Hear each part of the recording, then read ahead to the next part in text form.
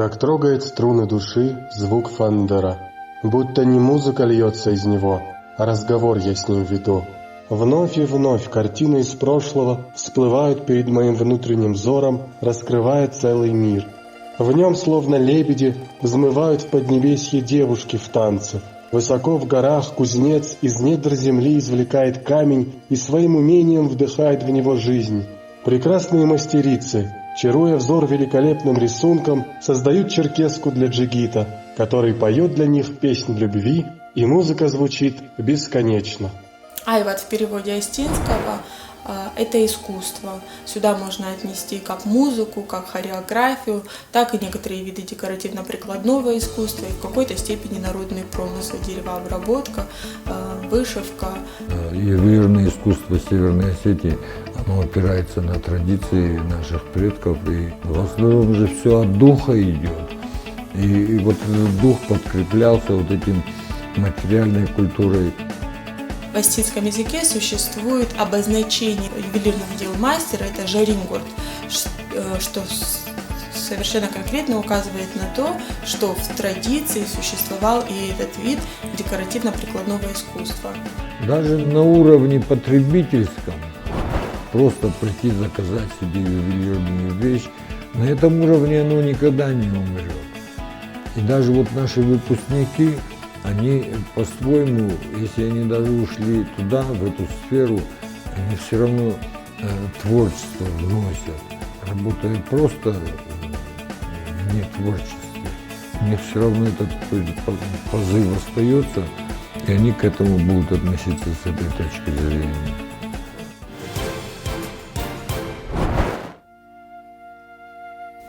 Вновь вижу образы. Девушки прекрасные за работой. В их руках оживают нити, ткань, кожа.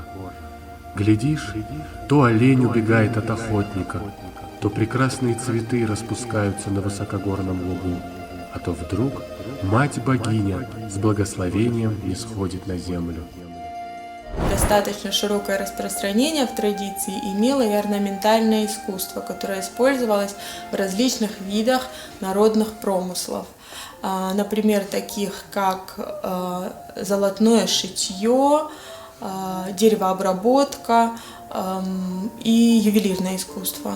Из прошлого, из нашего древнего, из нашей истории, вот это хочется все самое интересное, все самое главное, основное, то, что даже забыто было уже, хочется это достать вот наружу нашей молодежи и преподнести им вот это все забытое в костюме. Так как правила поведения, традиции диктовала сдержанность, то эта сдержанность переходит и на костюм.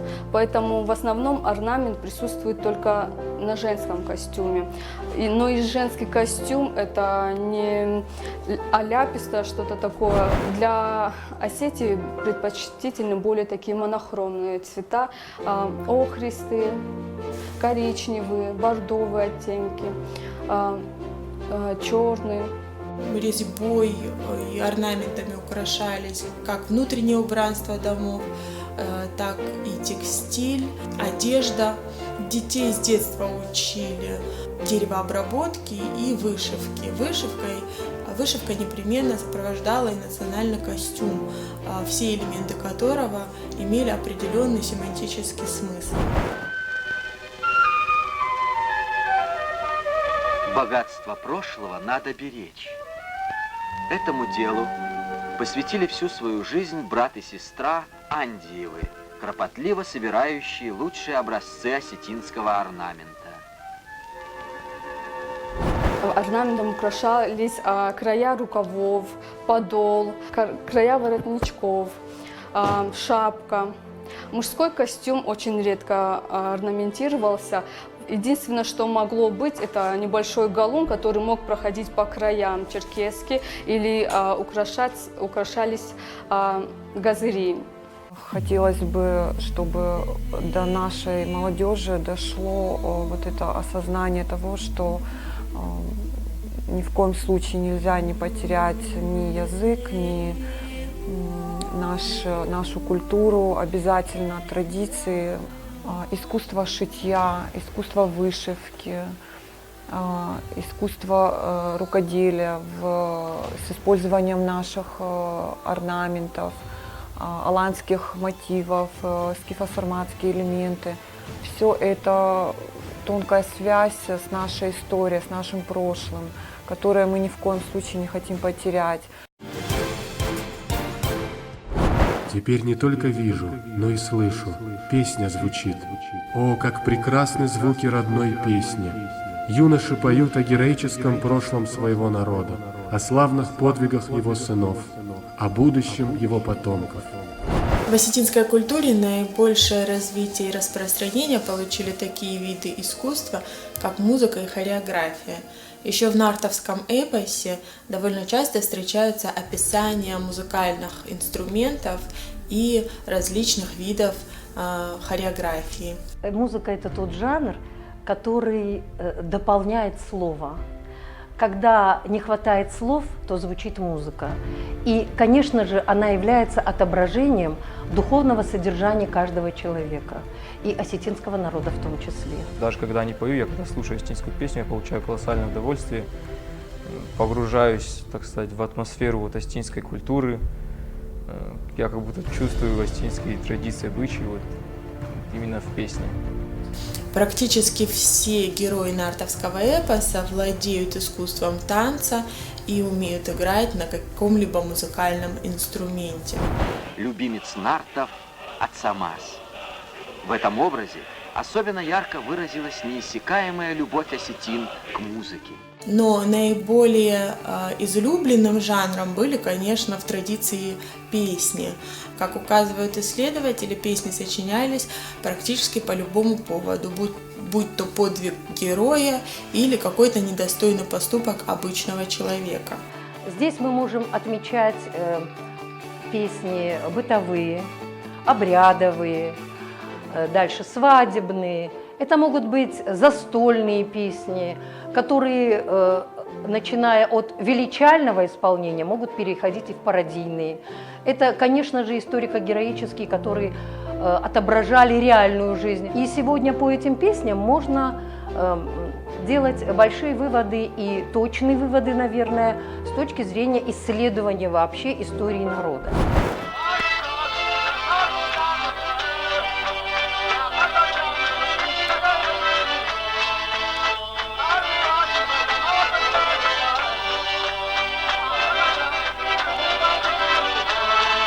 Хоровой жанр. На самом деле он очень значимый. Почему осетины пели именно в этом жанре? Наверное, потому что вот эта незаметная будто бы, да, но очень значимая воспитательная роль хорового жанра, она играла на всех этапах развития осетинского общества, она играла свою положительную роль. Наши предки, они оставили нам очень богатое наследие в плане и песен, и фольклора в целом. И вот каждый раз при исполнении чувствуется и гордость, и ты являешься частью большого народа. Согласны, крепкий! Крепче!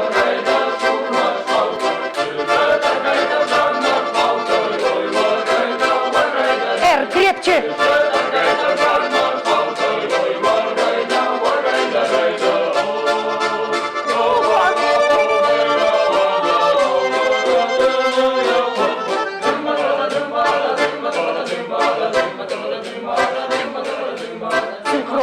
Синхрония, ребята! Ах, сколько стати, грации и сдержанного огня в этом танце! Сердце бешено бьется в груди, когда вижу, как словно взлетают эти юноши и девушки в поднебесье, и там великолепным своим видом дразнят богов, приглашая на аланский танец. В былые времена, так как не существовало хореографических коллективов, кружков для детей и взрослых, изучались танцы в бытовых условиях для того, чтобы красиво выглядеть на праздничных мероприятиях.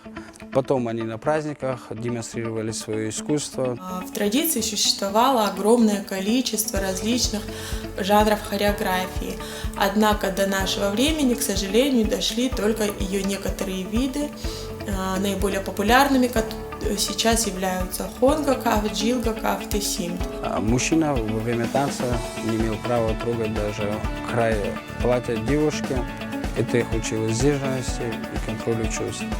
А девушки, в свою очередь, должны были себя вести гордо и достойно. Это их учило правилам поведения в обществе. Характер народа, особенности его быта и истории весьма отчетливо отражаются в танце.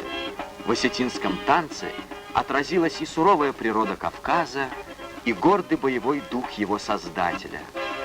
Исполняется нардский син, танец героев неувидаемого осетинского эпоса.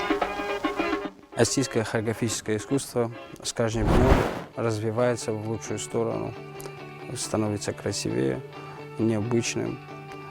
Каждый хореограф вносит свою частичку в искусство нашей хореографии, а также у нас есть неизменные колонны.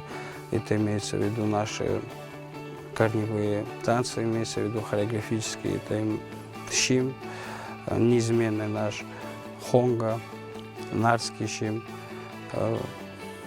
девичий танец, уруча. У нас насчитывается около 20 композиций хореографических осетинских танцев, которые составляют богатство хореографического искусства нашего народа. Что касается живописи и скульптуры, то эти виды искусства наименее представлены в традиции, они появились уже в более позднее время, и именно в традиции были представлены скорее в виде надгробий, надгробных памятников. Картины прошлого оживают в настоящем, и связь поколений укрепляется. Чем ближе мы к собственной культуре, тем мы крепче. Искусство помогает нам почувствовать свою принадлежность к нации, к роду, к своим корням.